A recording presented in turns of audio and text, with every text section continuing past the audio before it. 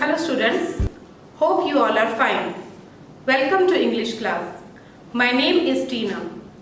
Today we are going to learn a very important topic, that is transitive and intransitive verbs. In this video we will learn what are transitive and intransitive verbs, what are direct and indirect objects, and what do we mean by subjective and objective complements. So first, let's look at what are transitive and intransitive verbs.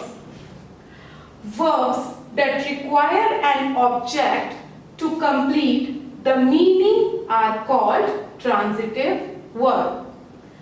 Verbs that require an object to complete the meaning are called transitive verb. वो verbs जिन्हें object की जरूरत होती है meaning को complete करने के लिए, पूरा अर्थ देने के लिए वाक्य में, that is called as transitive verb. For example, he wrote a letter. उसने पत्र लिखा. तो उसने क्या लिखा? पत्र लिखा. It also answers the question what and whom. She sang a song. So what she sang? A song. So these are object of transitive verb. You need to learn that transitive verb are changed into passive voice. We can form passive voice of transitive verbs, but we cannot form passive voice of intransitive verbs because they do not require an object. Let's learn about intransitive verb. Verbs that do not require an object to complete the meaning are called intransitive verb.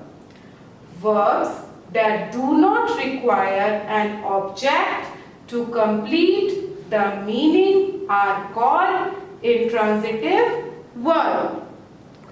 For example, I played all evening. मैं पूरी शाम खेला.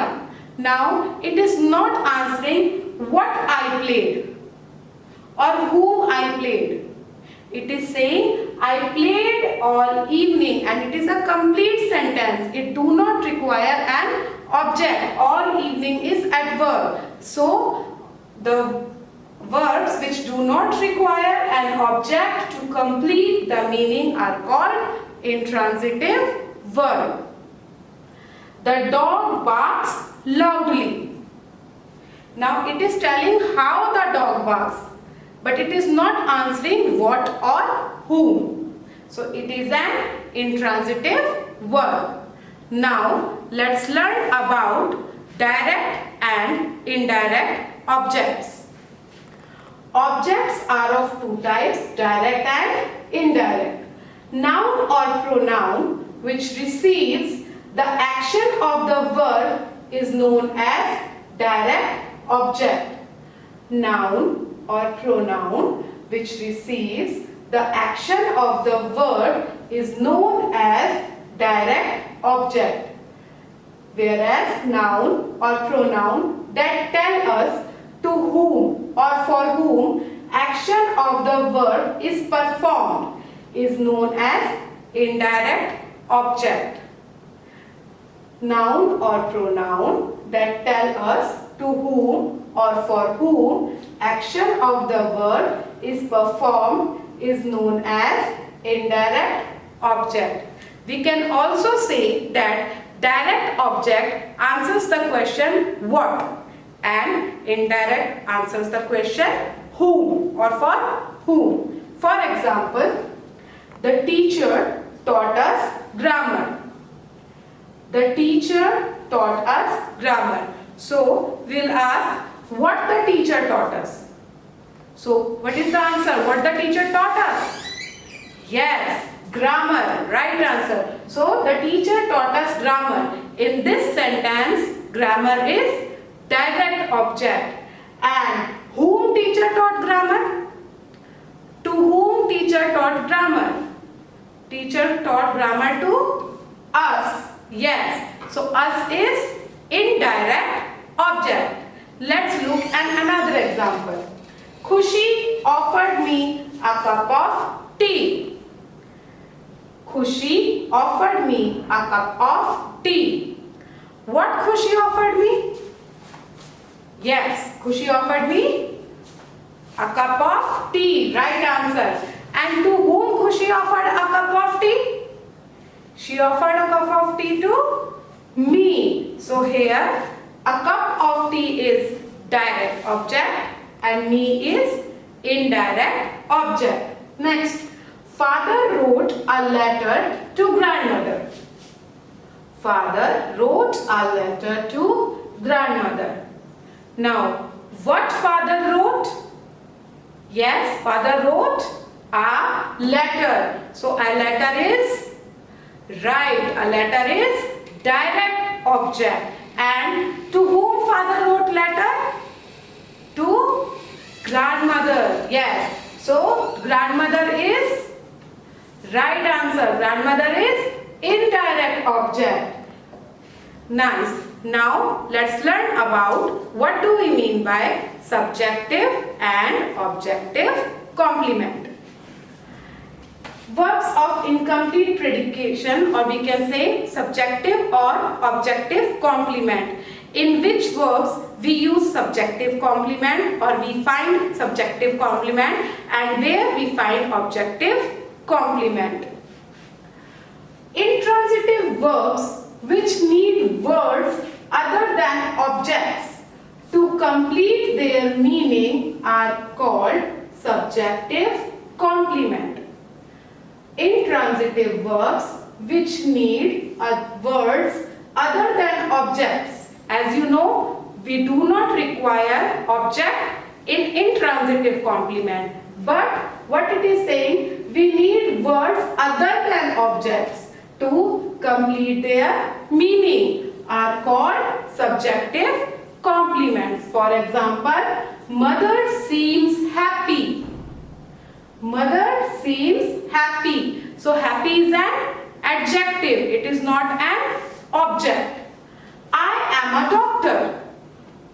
I am a doctor. So it is telling the state of being what I am. Okay? It is not an object, but it is telling the state of being what I am. Next, transitive verbs which need the help of other words to complete their meaning are called objective complement. Transitive verbs which need the help of other words. As we know, in transitive verbs we have object. But what it is saying, we need the help of other words also, except object. To complete their meaning are called objective complement. For example, we made him captain. We made him captain. Now we made him, हमने उसे बनाया, but क्या बनाया? Captain. Okay? I saw her smiling.